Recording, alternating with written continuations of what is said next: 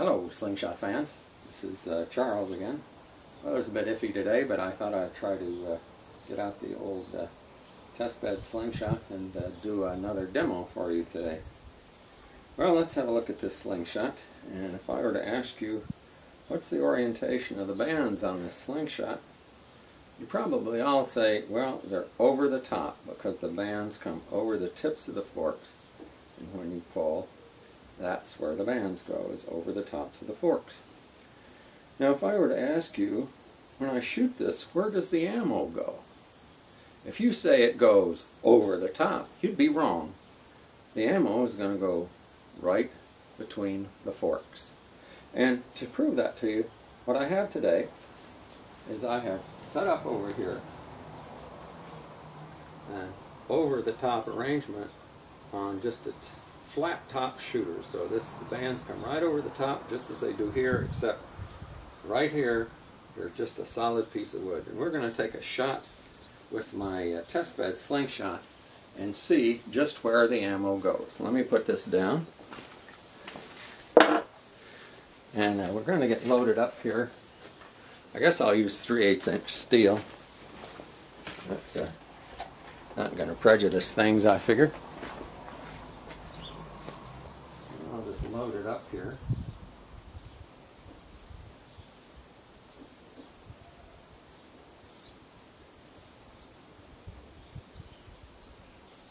See how things go. Now I set the top of this thing right at the level of the release mechanism, so shouldn't be any qualifications there. Now, what happens is that the force on the bands, if the ball is centered in the pouch, the force on the bands is just going to draw the middle of the ball right along the middle of the bands. And that means that the middle of the ball, if there were no gravity, would in fact hit right here where the bands come across. So at least half the ball is going to wind up below that edge.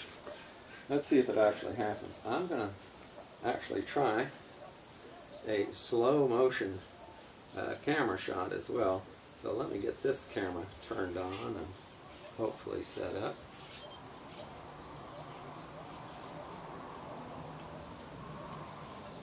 Takes it a minute to come on.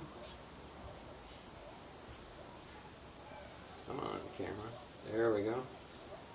Should be up by now. There it is. And I'm going to zoom in here so that we'll have a pretty good shot of that, hopefully, when it comes across. Alright. Well, we're all set up. I'm going to crank it and see what happens here.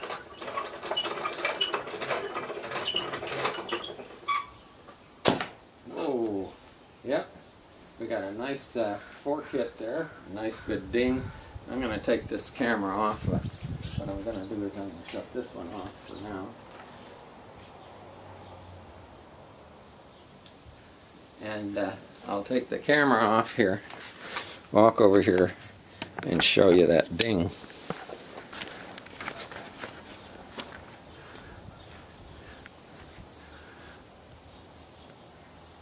So I hope you can see, right here's where it hit. Just a nice, good, healthy clack. And it hit that crossbar right there. Alright. Well, let's go back. I got another little demo I want to try, just for fun. And what I have here is a finger. You know, and if you ever think about shooting bareback, sometimes some folks shoot bareback across their finger. Well, that's an over-the-top configuration. If you don't flip your fork, or if you don't do the speed bump effect, you're going to smack that finger. And so, let me just show you how that works. I got some double back tape here.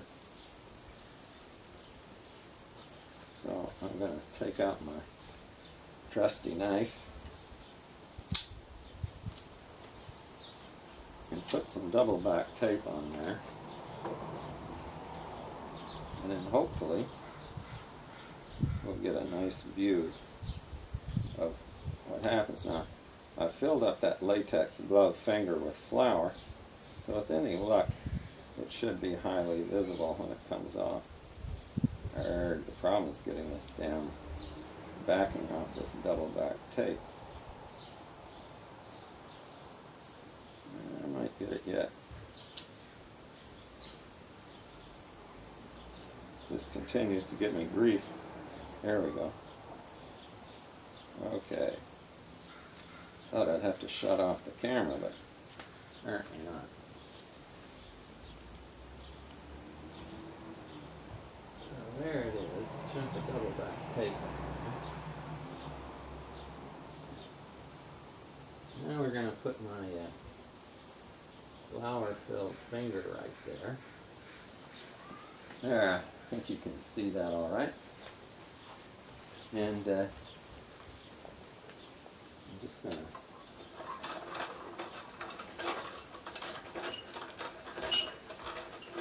crank this sucker back.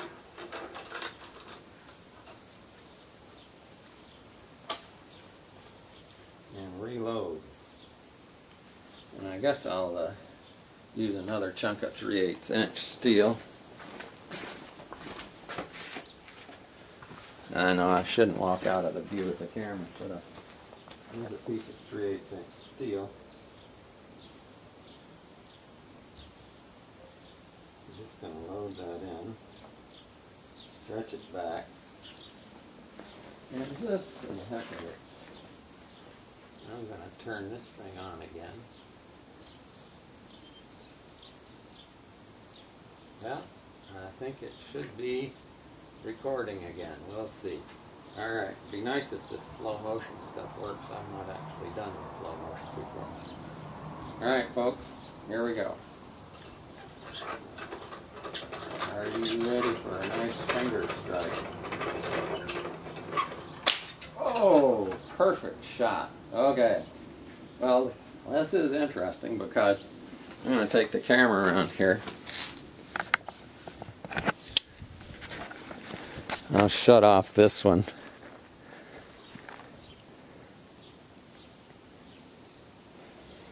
I hope I shut it off. Anyway, you can see, here we are right about at the line, and you can see how high that shot hit. And that's a sure sign that it just ricocheted up off of that flat top shooter and pounded the hell out of that finger. Okay guys, so anybody who tells you that an over-the-top band arrangement fires the ammo over the top of the slingshot better reconsider their claim, because that ain't right. Okay guys, I will talk to you later. Bye-bye.